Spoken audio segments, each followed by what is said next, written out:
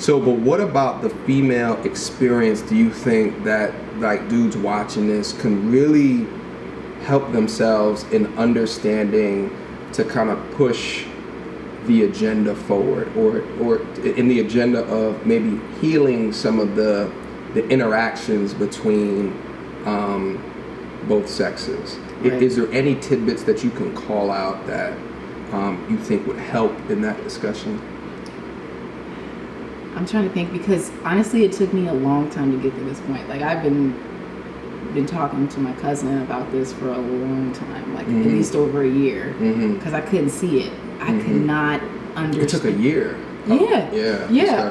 I mean, to be completely honest, like it wasn't, and this is like in a peak in my prime time, like you know, dating and trying to figure out this game, and then I'm like, what? Like my mind was blown to a lot of the stuff that he was saying. He kept saying like, men are catching on fast. Like you guys think that this is like, you're blowing me off, and I kept blowing him off. But for men to be able to like bring women into this and to get into their experience, like you really just have to listen. Yeah. Like a lot of us like to we will tell you everything. You know, through our emotions and our experiences, and it just takes time to you just got to step back and just be quiet for a minute and just take it all in. If that's somebody that you want to invest in. Right. And I think you need to start with, and I think to get practice is people in your family, because that's where me and my cousin came in. Yeah, because you get comfortable with it. This is somebody that you already know. You can kind of get to where they're coming from because you know them. And then when you start talking to other people that you don't know, and you're trying to get to know in a deeper level, but you see that roadblock up, you can kind of pick apart those things. And I think that's kind of where it could help. It's going to take time. It's not going to be an overnight thing. Not overnight, yeah. Success doesn't come overnight, y'all. You know that. Yeah. And it's tough. I'm not going to, I wouldn't like this, like yesterday, oh, I got this, and now I get it. Like, yeah. You know? Yeah, no, I completely identify with what you're saying. Can you give us a couple of quick tidbits of, you know, some of that response in that room that you were receiving? Like, what was it about what they were saying that was their experiences of what you were trying to communicate to them that was not true?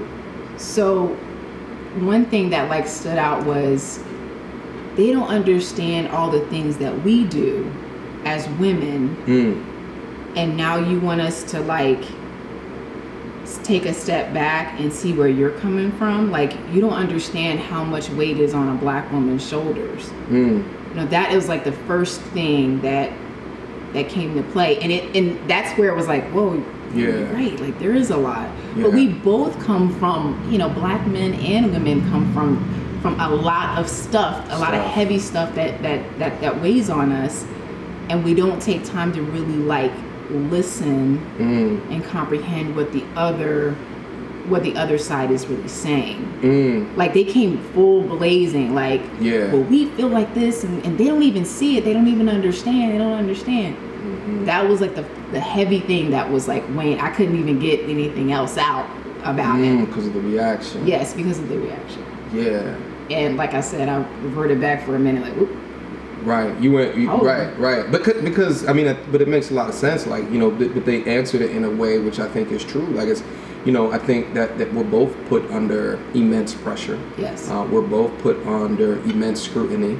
We're both put under immense expectations. But somehow, some way, there's been a breakdown of communication. Right. And within both sexes, there's people that have gone rogue. You know what I mean? Like, the fuckboy epidemic may mess up a lot of young women, and then the thottery epidemic messes up a lot of young men.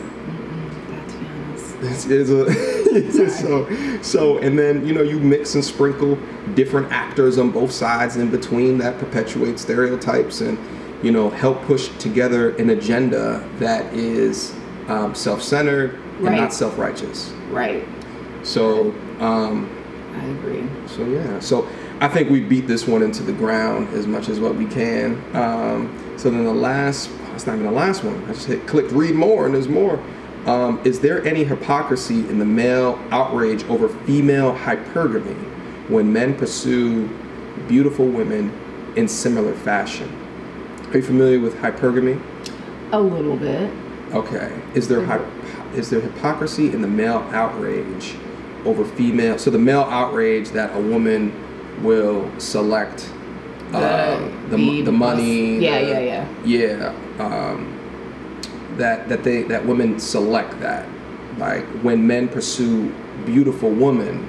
So that's like a male hypergamy, kind of, sort of, in a way that men will pursue just for looks. If they have all that money, they can do that pretty easily. You know, how often do you see these old 90-year-old dudes with translucent skin, just just holding on for dear life as you watch the blood circulating through their dirty veins and ejaculating puffs of sand into the into the orifice of said model, right? Like it happens because he can do that on a yacht. Yeah. So is there hypocrisy in women's want of financial things from a man as a man looks to a woman to be a trophy? Both sides are wanting something it's an exchange. Yeah, it is. It is an exchange. It's something that's both very, very surface. Like money financially is like, and being secure is something that a lot of women do want. They want that security. Yeah. And I think men do value like a beautiful woman, but at the end of the day, those things aren't very lasting. Money changes, things change, but I don't know. I debate this one. This is. Yeah. No, I debate this one in a sense. Come on, we're both out of focus. I debate this one in a sense, in the definition of happiness, and I've said this before. Like one of my definitions is to maximize the people around you that truly love you, all while dedicating yourself to whatever your purpose is. And some people, their purpose could be making their kids the best versions of themselves. Other people, it's whatever business opportunities, what have you. But then I think back to like, you remember Anna Nicole Smith? Yes, I do. That's who popped in your mind? Yeah, when you. Are we mind melding? A little bit. It might be. Slow girls. Yeah. I'm playing with you. But Anna Nicole Smith, and she had that 90-year-old husband who's a multi-billionaire. Yeah, that's who I was. And I don't know, like when you think of happiness, he had a full life. He had kids. He had money that he didn't know what to do with, and then on occasion he would have the best times of his life with the hottest thing that was willing to put up with his crusty, ashy ass that without the money would have no business. Never ever. That have no business. Right. Now, and then the kids want the money, but then Anna Nicole, like, she was putting in the dick suck work. She was putting in she was putting in that work. All right, that the kids, visuals. Ugh. She's putting in that work. My face, like, I'm sorry. You know what I mean? But you can imagine, like, on his deathbed, and he's looking around, and he had the pick of the litter, right? Like, I don't know. It just depends on your definition of happiness. That's really where it comes down to. What is gonna make you smile and feel good at the end of the day? But again, we gotta sift through a lot of the outside factors that are telling us to go this way and go that way, and really, it all returns back to self-care and working on what you truly want. Because that other stuff ain't. You know what it is? I think a little bit is that people get really butthurt over. People get really butthurt over people skipping steps. Because in America, you're told, work hard and you'll get things. But then there's some people that are born beautiful. And then there's some people that fall into money. Right. So then, the people who work hard in order to get beautiful women, and then all of a sudden someone hits the lotto and then they get all these beautiful women, right? Like, they feel like there's steps being skipped. And just like life's unfair. Right? Exactly. Like it's not gonna be perfect the way you think it is. And you can't look at somebody else's path and think, oh yeah, well, they just got it easily, so I'm gonna be over here in my feelings being butthurt about the whole situation. Yeah. No. Yeah. I don't think, even if I was a billionaire, I wouldn't want someone around me like that just wants me for my money. Yeah. Like that would be so mindless. Like, yeah, like it's just like, you know, you walk into a room and they act like, right. And you know it's an act. Like, yes. like if you got through whatever it took to get all of that money, you're probably a pretty smart gentleman. Right. Right. So you probably know. That shit ain't real. It ain't real. But do you care? Well, are you really happy if you don't really care and you don't really have that, like, if the goal is to get the baddest in the game and you have someone that hit the genetic lottery and she's prostituting herself out for all the things that's within your bank account, and there's like an evenness of exchange. I don't know. Like it's that is hard. Well, I feel like we sufficiently answered that one. I don't know. I think so. You want to move on? I think so. Gosh, this person has so many questions. All right, we're going to skip to someone else's question. I didn't even read the fourth one. Let's get to someone else's questions. Mr. Aaron Williams. Shout out to you, sir. If male qualities that attract females include taking charge and being a provider, or the very traits that widen the disparity in earnings between men and women and threaten gender equality, how does she propose that it is reconciled in 2019? What's his name? Aaron? Damn, Aaron. I see you, bro. Yeah. What is it? You guys are asking questions that, like, there's no answers to. It's just opinions. But it's like, you can write a whole dissertation on this. Yeah, you could. You really could. Should I read this over again? Like, I feel yeah. Because if male qualities that attract females, right? So being a provider, security, you know, having a fat bank account, confident, all of those kind of good things include taking charge. Oh, that's what he starts saying. Widen the disparity in earnings. So if all of those male traits widen the disparity of earnings between men and women and threaten gender equality. I think there's an assumption there that I don't know if it's true or not. Mm-hmm. How does she propose that is reconciled in 2019? So how do you reconcile that? Oh, I see what he's saying. So how do you reconcile that the very things that a man does to become purpose-driven, if that separates the wage gap that women are experiencing, right? So like there's more men in STEM education, right? And if you go through STEM programs, you know, that's hot in our job market, and you are at more greater chance to get a fat paycheck in whatever your trade is. Right, if men are known for working longer hours, right? Men are known for maybe attacking some situations head on. And it's more confident. Like they might be more prone to salary negotiations, right? Okay. If all of these things are widening our gap, then how do we solve that going into 2019? I think it comes down to the biological rules that we have. Like, okay, the men, you know, they want to provide. They're going after what they're protectors. So in order to do those things, you need money, financial security. Yeah. Right, all those things. And women, you know, essentially like to, or more so, take care of the household and the family and whatnot. Maybe, you know, because now with like feminism, what's being taught is pushing that to be about purpose. So some people might say, and I seen a dating coach said this, I forget his name, but he said something that, you know, 30 is not the new 20. Women in your 20s, you should not be focused so much on your purpose. And I cringed when I thought of that, because like I want someone that's dope, right? Yeah, like, you want a well-rounded individual, because they can do on their own, stand on their own. Absolutely, but life's about balance, right? If you come across a woman that's completely like alpha in the workplace and at home, I think you can butt heads. So it's almost like, well, how do you figure out alpha in the workplace, but then is willing to be a rib at home, right? Which is a delicate balance. It is a delicate balance, but So I'm thinking about my experiences and who I'm around. And a lot of my friends I think they're alpha females. I do. And in both arenas? No.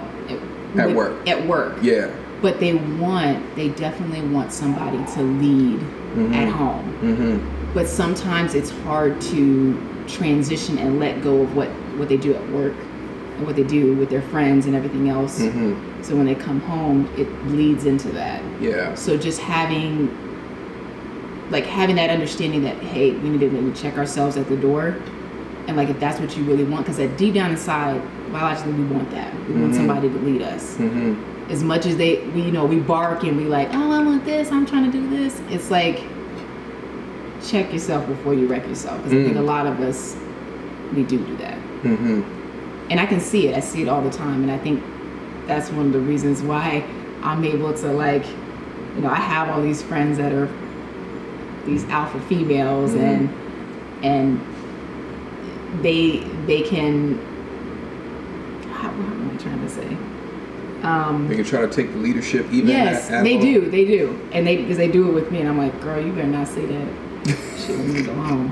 I tolerate that because I'm your friend, right? And I know you come from a place of love, but sometimes that might emasculate the man unknowingly. And it does, and that's kind of why we are where we are now. And I think now people or at least my friends are starting to understand, hey, there's some things I need to kind of step back at when I get home to my man and let him do what he does, because I'm tired. Usually they're tired. Most of the time women are I'm tired of bossing people around and telling people what to do and taking over the situation. I want somebody to lead me, but I'm but you're not letting them do that. You are doing too much. Sit down. Right.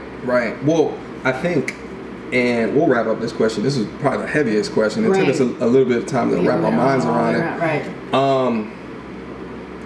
I do think on the flip side, for dudes, some dudes are entitled to lead. Mm-hmm. There's an entitlement there, and you haven't proven to that young woman that you are that leader. Ooh. Right? So it kind of goes on both sides of the coin. As real. Yeah, in this new entitlement generation, this trophy award participation culture that is coming through up now. There's a lot of people that think that because I have a ball, I have a twig and berries, I am entitled to be your leader.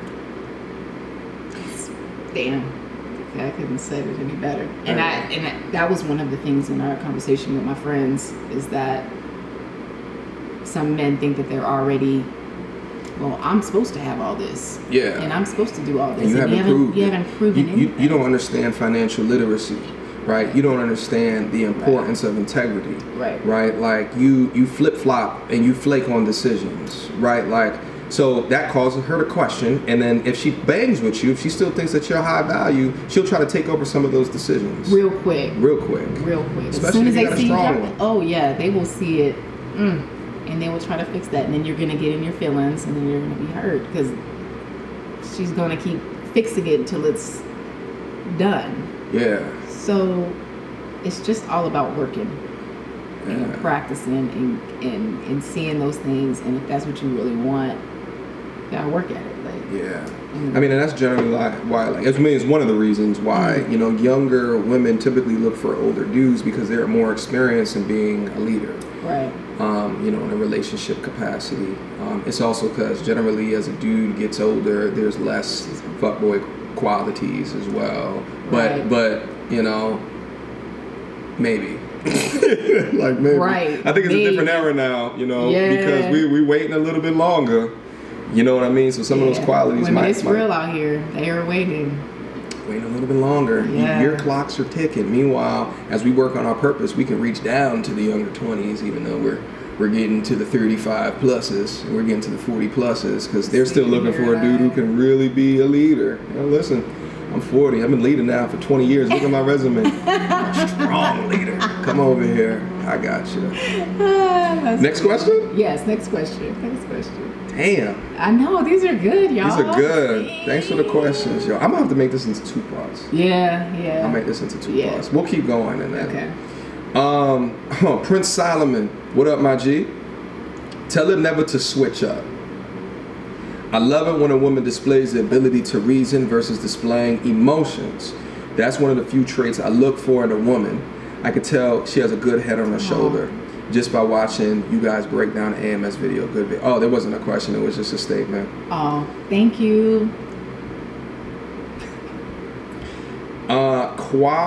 Kwahe Monk. My bad. It's a weird spelling. First he said, I just love her eyes. Oh, thank you. Look at all this validation. What have we been telling you guys?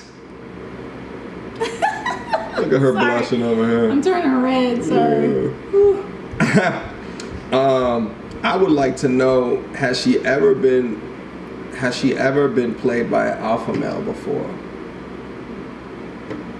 Damn, that's a good question. It's personal. Yeah, it is very personal. You want to answer that one? Yeah, I guess I could answer it. Yeah.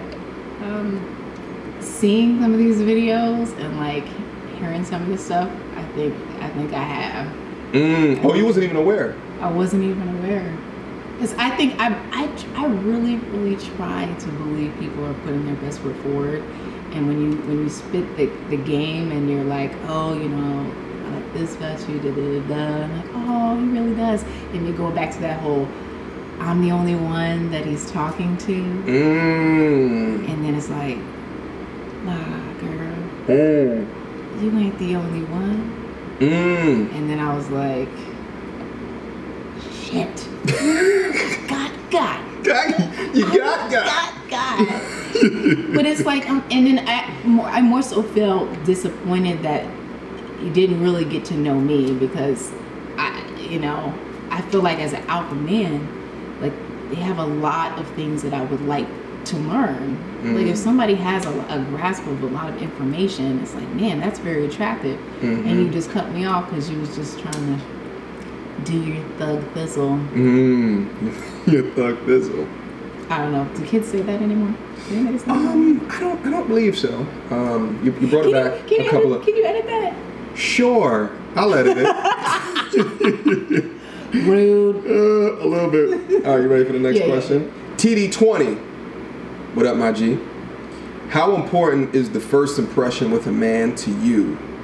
Have you ever had a bad first impression with a young man and later came on to realize that he was different than you thought? Yes. I have. So how important is it to you, a first impression? And I think it's a good question too, because there's a lot of dudes who have mastered the skill of improving their value over time. So, and then also, when did you come to realize that particular situation, that person was different than what you thought? Well, like I said, first impressions are very important. Thank you. First impressions are everything. But I think in the case where somebody ended up being something that they weren't, I think a lot of times people they put on this like fake persona in order to like try to get people in, because they don't even really know what they want essentially. And so they're thinking, oh, I'm only looking at the outside, like, oh, she's pretty, she's that, she's got this, let me just lay these lines down. But it all comes to the surface. So eventually. So yeah, even though first impressions do mean a lot, I think the more time that, I spent with that person, I was like, okay, I got it. But it took me some time, because like I said, I always believe like people are genuinely, if they come correct. Yeah. But they could just be coming correct because that's all a game. It's all a part of the game. All right. OG Trill Wave. I'm 22 years old and I'm a decently good-looking guy. The women that I've been with have all come up to me because of this. I have basically zero experience with actually approaching myself, and I'm generally lost on what I should do whenever I see someone I'm interested in. So my question is to you: what's the respectful way to approach a woman in a non-club setting? Oh, wow, that's a really good question. What's a respectful way? And even think like an example of someone who, got your contact and it was just simple, smooth, right, and genuine feeling to you? I think they may notice something that I said to someone else in like in a large setting, or what I'm wearing, or but in a way that's not like, oh, I'm about to eat you up, like you know, it's just kind of like, oh, you know, you remind me of, I don't know, Sade, and goes off into this whole tangent. I'm like, oh, really? I can kind of see it. Thank you. I can kind of see it. I'll take it. Yeah. No, I'm just kidding. Yeah, no, but I'll take it. No, Right. like I don't know, just little things that are sweet and like and lighthearted. You don't want to like degrade someone, but you want to elevate. You like look at something that they have on, or that like I said that they said, and it gets your mind thinking, like perks you up, like, oh, yeah, well, somebody's paying attention to me. Yeah, you know, I think that's actually a great one. If you try to compare them to someone in popular culture, right, that you know, that has a positive brand, right, like a Sade, like that's just me, like, oh, you think that, and then maybe you could get a conversation about her music, right, or what have you, like, and even if she doesn't know who the person is, you know, let me show it to you, like, Google it, then your phone's already out, like, look, gems, you try to go ahead, y'all can take that one. All right, that's a smooth, cold approach. Yes, that's a sweet stuff. Nothing, you know, you don't want to come at her with some craziness. The craziness works, though. Let's keep it honest. It does work on occasion. Maybe depending on the setting. You get her with a couple of red cups. Yeah, and a couple of red cups. You down in Cancun for the weekend. You know what I mean? And you say something incredulous. Wait. So what about you? Has anything worked for you? Have you said something that's like? Can you give us? I've lied. I've said you've looked like somebody I know. Like I feel like I'll like make up a name, like Jessica. Like, and they're like, no, and I'm like, didn't we last week at the? I've done that. Like, you know, it's just a little white lie just to start a conversation. Whoa. But like in the conversation, I might say, we never met before, right? Like, and then she starts laughing, like just like that. I've done that, and it's worked for me. Dang, multiple occasions. Yeah. No, but imagine that, like just acting like Jennifer, right? You know what? People have done that. Like, you so and so's cousin, right? Yeah, like. You look like. I don't know who you are. Like, no. Yeah, no. So a little bit of everything works. Hey, you never know. Just try. You never know. And sometimes, you know what? I think a lot of times guys don't come up to you. It's like, man, I see you staring at me. Just say something. Well, a lot. They'll come up to the 4, 5, 6, maybe 7s. But honestly, the 8, 9s, 10s don't really get the authentic approaches as much as what you think. I think the 8, 9s, 10s, like, they'll get the catcalling bullshit, which never fucking works. No, it doesn't. It never works. It's almost like low-key a cowardly thing to do, because they'll, from across the street, knowing damn, what's she gonna stop? Be like, take my number, like that's not going to happen. Right. You know what I mean? Don't talk to her. Yeah, like. Sometimes it's even better when she's around other people. I know it's very intimidating. Yeah. But like, cause girls don't like to like go off on their own. Yeah. So if you're in a group setting, sometimes it might be nice to say something to the group, like give them a compliment. Yeah. And then go to the one you're interested in. Right. Yeah. And slide it off the way that makes the way that makes the most scared. Sense. Yeah. Well, the thing is like the scared is the ego thing, because no dude wants to be told no, and especially in a group setting. Like, it's tough enough as it is one-on-one, but in a group setting, it exponentially increases the ego hit. Right. So I say, like, if you have a crew, like, who in that crew, like, so like I had in previous city that I lived in, one component of the crew was, and I've talked about this before, my man's, like, he doesn't care. Like, there is no amount of rejection that will ever change, ever. So I used to send him in there like a little grenade. Like, you know, you just lob pass into a group. He go in there, I'll be like, go. Throw that. And then he goes out in there, and I'm like watching, like, and if he's there for more than 15 seconds, and I start to see like a crack of a smile, then here I come, like, hey, what's up? what's up with you guys? You know what I mean? But we all have our strengths and weaknesses. That's you know what I true. mean? So it's Teamwork like makes the dream work. You gotta strategize sometimes. Yes, like, you know what I mean? and then maybe trade off, like share the tips, right? Of like what is the openers, you know what I mean? And y'all trade off from time to time. I think that can definitely work as well. Hey, you never know. You never know. All right. So Javon Wood says, please ask her the first question. Oh, so we already asked the first question. Okay. Next one, Culture Smulcher. I like that name. I don't know.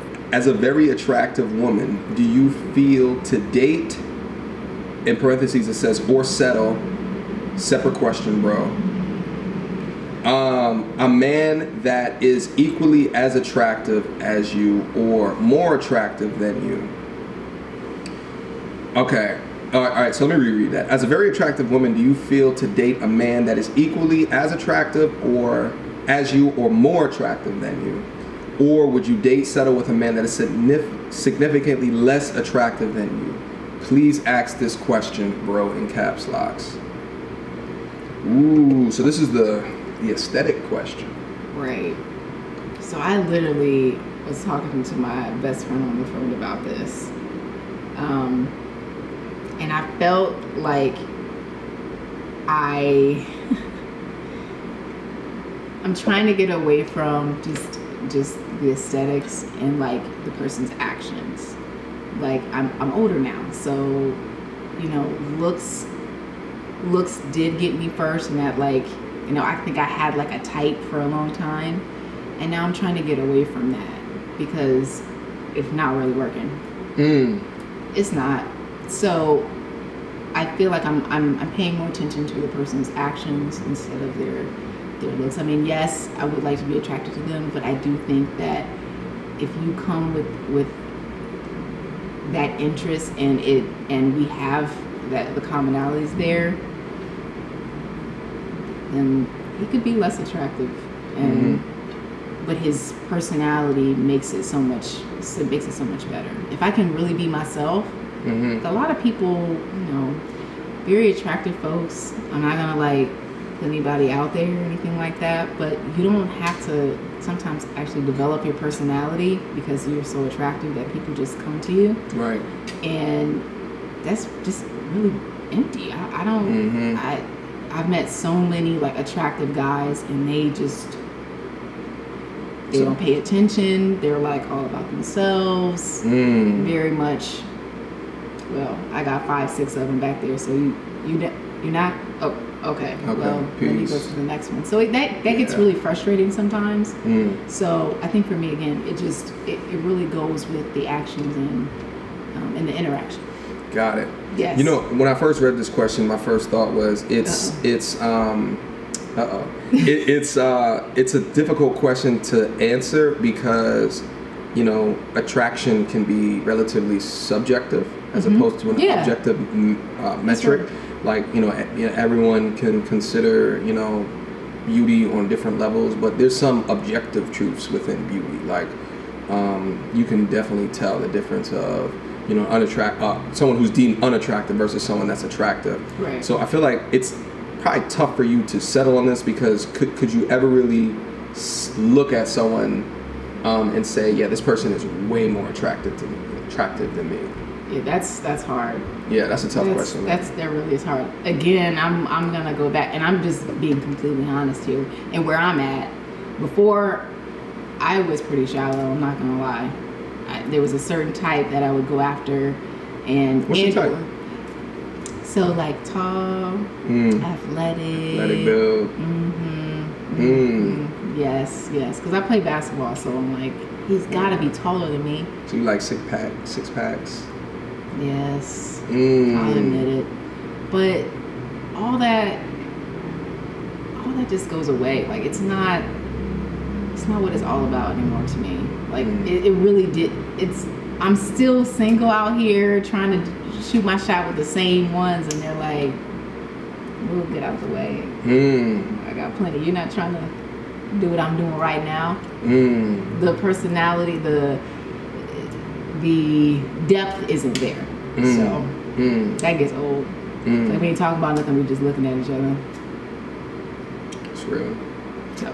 All right, I'm looking at these questions right now.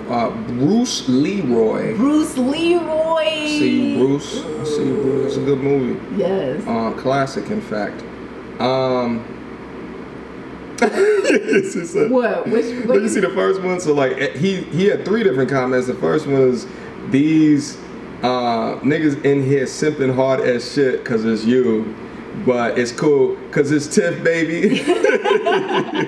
Comedy. Yo, these comments always. Funny. I like Bruce Leroy. Yeah. Funny. They always, like, sometimes I look at the comments at the wrong time and I burst out into laughing in a place where I should not be, like in a quiet elevator. Wow. Yeah, for real. How much has society influenced her taste in men, or does she feel it influenced her taste at all? Society has. It's like, this is what you should go for. This is what. Yeah, and visually, we kind of went over that in the last question as well. Yeah. How much have your taste in men changed from when you started dating to now? It hasn't changed too much, but again, I think I'm in a new space in my life right now where I'm trying to get away from my old aesthetically pleasing, like, oh, he's got to have this, he's got to have that, it looks like this, it looks like that, and go for more substance, because in my field, like, life is very precious. I'm a nurse, and so I see that it can be taken away very, very quickly, and I want something with substance in my life, and it just means so much more when you're able to, like, really grow with somebody and, like, really be able to be your best person and your most authentic self. Because I think a lot of people walk around here with living a lie, and just so they can say, oh, I got this fine one over here, or whatever, and they're really not happy. Right, that's true. So listen, last question. Okay. And you can choose to answer this one or not. Oh my gosh, like the pressure. Yeah, you could choose it. No, it's not a pressure. This is actually kind of different than the rest of the question, but I made sure I will ask this, and I leave it up to you to be able to answer it. Last question. I get this multiple times on your videos and within here. What's your IG? What? IG stands for Instagram. No, I know. Okay. You can keep it private over there. People put that out there. Well, they're trying to stalk you. They're trying to see your life outside of the camera. Oh, okay. Oh, that's like a thing. It's slide into people's DMs or something. I think some of these dudes would like to talk to you. Would like to meet you. Oh, okay. I can sense the hesitation, so we can hold off on the personal. Yeah. Let me think about that. All right, we'll revisit that question in a later video. How about that? I'm cool with that. Cool? I'm cool with that. All right, listen. I believe that's the end of the questions, and I'm sure there's probably gonna be additional questions that's gonna be down below. So we'll review them. Yes. We'll go through it. Maybe we'll do like another one. This is gonna be 2 videos, at least 2 videos. So I'll break this up in a way that makes sense. This has been your video. Yeah. Yo, my AC's still broken. We over here sweating for y'all. Sweating. I don't know if they can even. I'm glistening right now. I'm glistening. We too light skinned to really see in the camera, but yeah, like underneath this hat is a little bit of disrespectfulness. Anyway, listen, for like the last 20 minutes, our cups have been empty. I know. You know what I mean? So we gotta. Oh, you sup in your cup. Well, I was too busy talking. Don't judge me. Don't judge me. See how disrespectful. I actually need more. It's a little watered down. We're gonna go refill that. Thank you. And continue on our day. Questions, comments, concerns. Again, leave them down in the description box down below. I appreciate this conversation. I think there's so many epiphanies. There's so many potential healing moments for people that are watching these videos and different levels of understanding that can hopefully the goal of pushing the culture forward. Yes, let's do this. Let's do it. Yes, thank you for having me. This is like so much fun. It's like like letting go of a lot of things. It's like therapy. Yeah, it is. It is. Yeah, that's what's I don't need to pay you, right? About an hour, right? You ain't doing. We'll talk about it. No, this is good though. That's what's up. Yeah, we'll definitely do it again. Okay. Yes. All right. Again, questions, comments, concerns, leave it down in the description box down below. Appreciate y'all. All right. Till next time, YouTube. Oh, let me put my cup down before you knock my stuff over.